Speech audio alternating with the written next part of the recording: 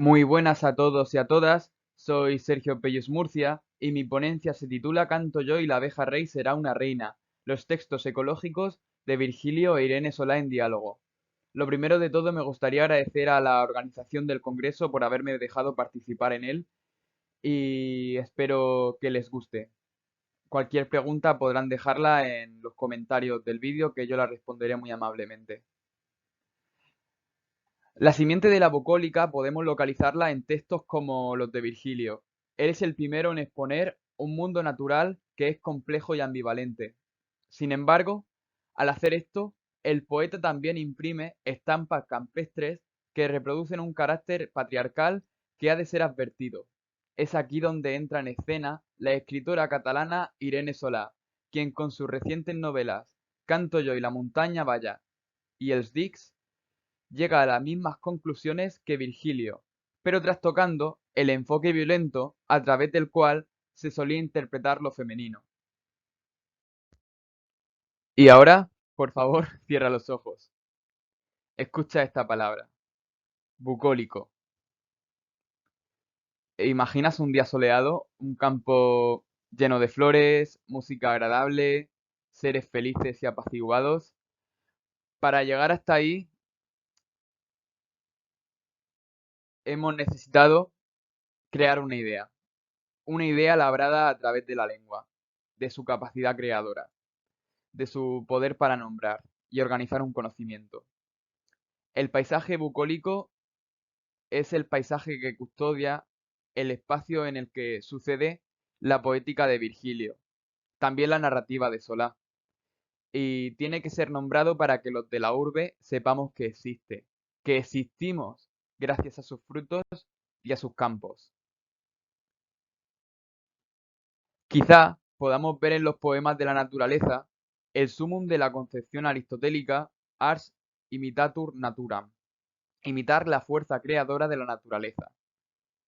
Willy recuerda las ideas de Hannah Arendt: la polis necesita tiempo y espacio para desarrollarse y el arado virgiliano de las geórgicas será el punto de partida desde el que emergerá la ley del imperio. Hay que ponerle nombre a todo, para imponernos como especie, invadiendo el cielo si así fuese necesario. Entonces el navegante contó y puso nombres a las estrellas, como dice Virgilio. También en las bucólicas cantará el podador a las brisas, cuyo canto es siempre confirmado por la misma naturaleza, por un eco natural. Responden a todos los bosques.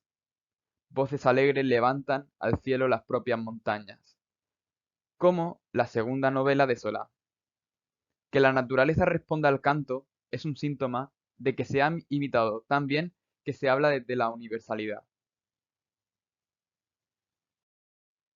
Por ello, en Virgilio, la geografía se convierte en retórica, en ciencia, en verdad. Se descubre la realidad natural porque así ha sido emulada. Por ejemplo, el poeta percibe la naturaleza como un sistema de perspectivas, eh, como una red de opuestos, como un lugar tan placentero, fecundo, como dañino, mortífero. Por ejemplo, en las geórgicas, la primavera es una estación paradigmática que nos da la vida, pero que también alimenta la tormenta que nos destruye. Por eso Virgilio concibe unas bucólicas y unas geórgicas que puedan nombrarlo todo, para proyectar entre la naturaleza y el hombre un pacto. Yo te conozco y por tanto puedo nombrarte. De esta forma, el poema virgiliano es un artefacto total que funciona doblemente como objeto autoconsciente que se moldea a través de lo que representa. Sin embargo, no siempre representa bien. Lo nombrado puede llegar a ser desinformación sesgada, pues la voz del hombre es la única que nombra a la madre naturaleza, que la nombra para obtener de ella el fruto de la creación. De esta manera, el punto más controvertido para los poemas pastorales, según, claro, una visión ecofeminista, sería esa gran otredad que se genera desde la ciudad, que ve en el mundo natural un entorno de explotación ahora aludido con el ánimo de satisfacer el capital. Es para Virgilio la madre naturaleza irracional y ambigua contra una urbe imperial frecuentemente racional y masculina. Es decir, la naturaleza como el cuerpo fértil de la mujer que básicamente debe ser conquistado. Por eso las musas, quienes forman parte de la naturaleza, son precisamente mujeres. De ahí que la creación poética sea fruto de la fértil unión entre musa y voz masculina. Anne Quans explica que se siembra en una tierra hembra y que además ese viril revestimiento al que se ven sometidas las mujeres sucede porque, en palabras de ella, los árboles evocan una condición de objeto, siendo posible apoderarse de ellos, a lo que yo añado para apropiarse. Asimismo son objetos mudos que cabe reducir a su fruto. En definitiva, la mujer es el árbol y la tierra es la materia telúrica, los cimientos de una espiritualidad. Platón lanzaba una alegoría en el Menexo. Repito palabras de Anne Quans. La mujer imita a la tierra, para condensar todo un discurso sobre la tierra madre y las metáforas agrícolas que hacen de la mujer un campo de labrar.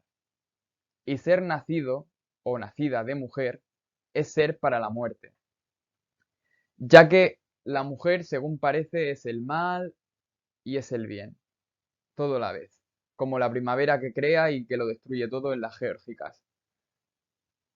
Vuelvo a las palabras de Anne Quans, oscilando entre la idealización, deificación y la demonización.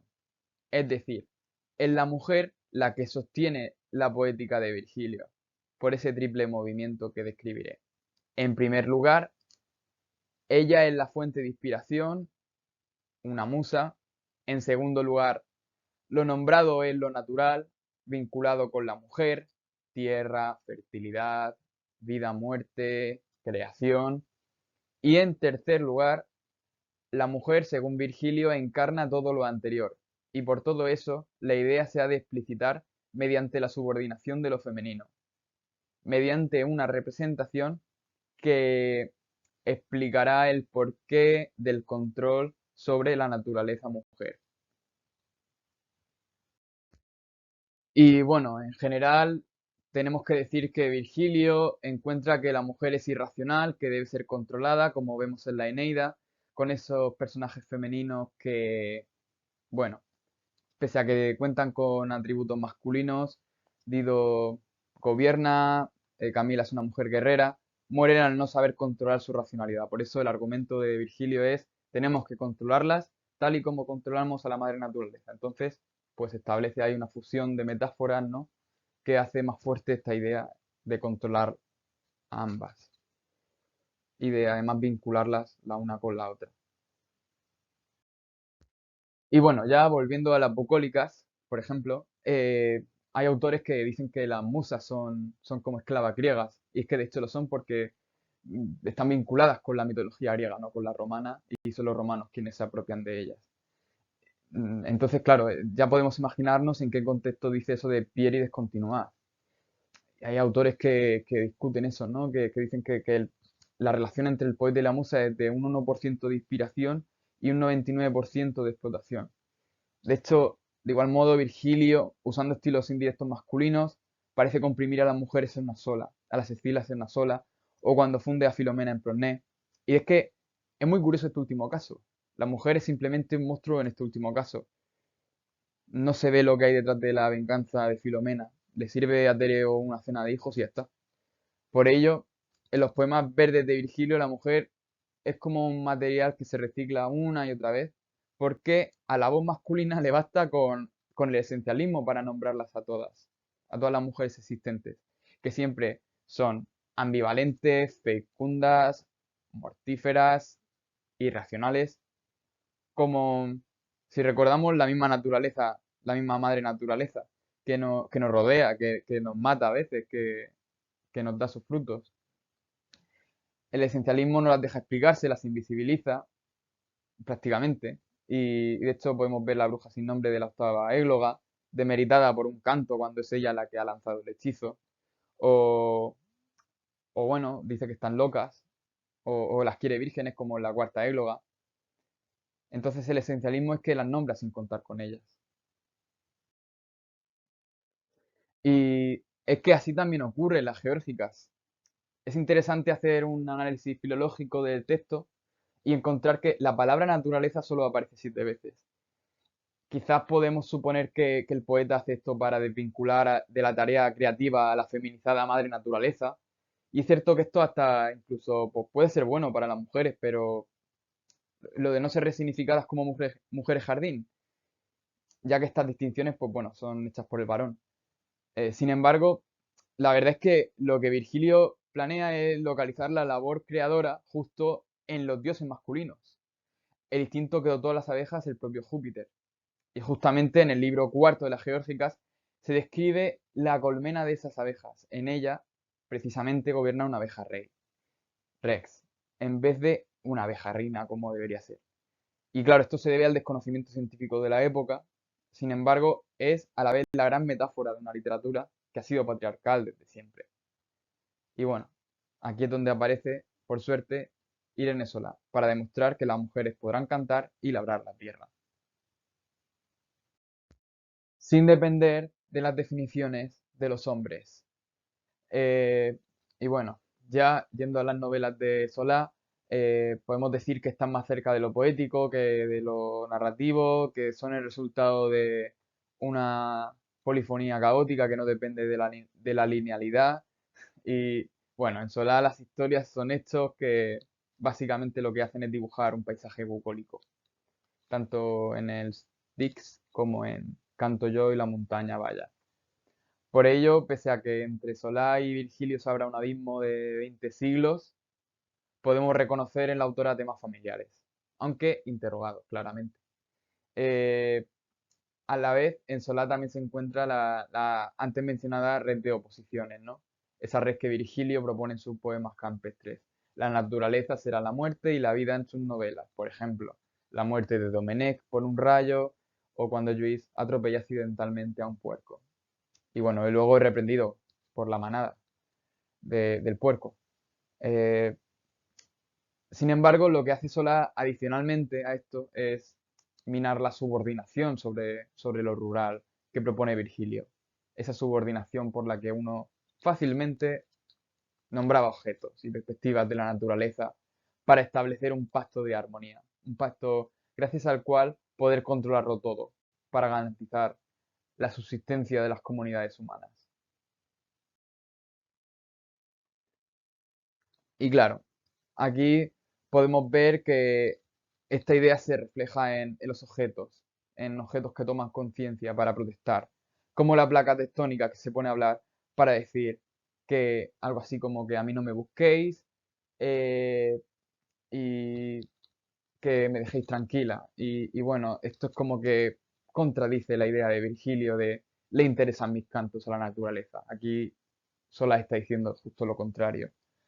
En resumidas cuentas, Sola apela básicamente contra esa facilidad que tiene Virgilio para nombrar elementos de la naturaleza hasta ahora, solo descritos precisamente por una voz masculina desequilibrada.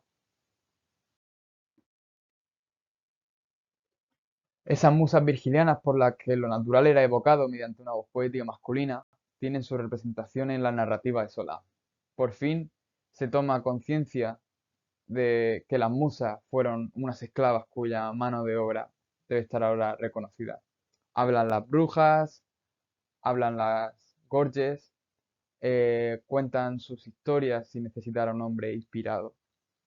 De forma semejante hay espacio para el monólogo de Sio, ama de casa, esposa del pastor poeta Domenech. Se puede suponer que Domenech salía de casa para pastorear, componer poemas y probablemente cuando volvía se encontraba con todo hecho mágicamente.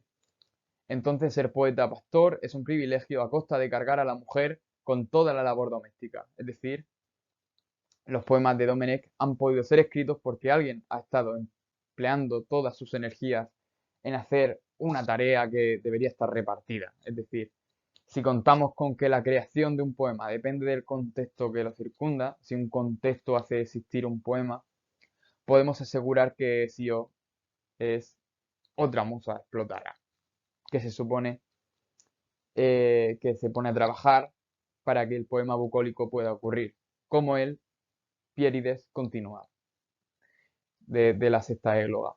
Es decir, nombrar siempre fue a costa de explotar, de representar de una forma obtusa, en este caso, de una doble metáfora sobre la mujer y otra sobre la naturaleza, que se han fusionado para establecer una encubierta doble conquista que quiere garantizar la existencia de la polis.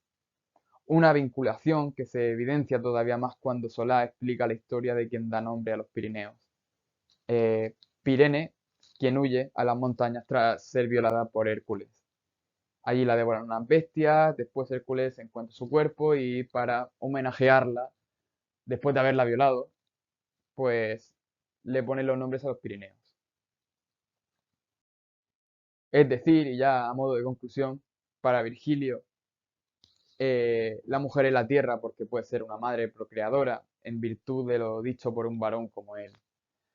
No obstante, pues Solá propone que las mujeres sean agentes activos de la creación, que ellas también puedan hablar del campo, no solo para nombrar un objeto, sino para poder ser nombradas de otra forma y crear nuevas representaciones.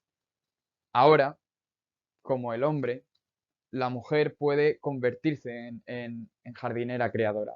De modo que Ada, protagonista de El Styx, es la escritora de los fragmentos que leemos, como descubrimos al final de la novela.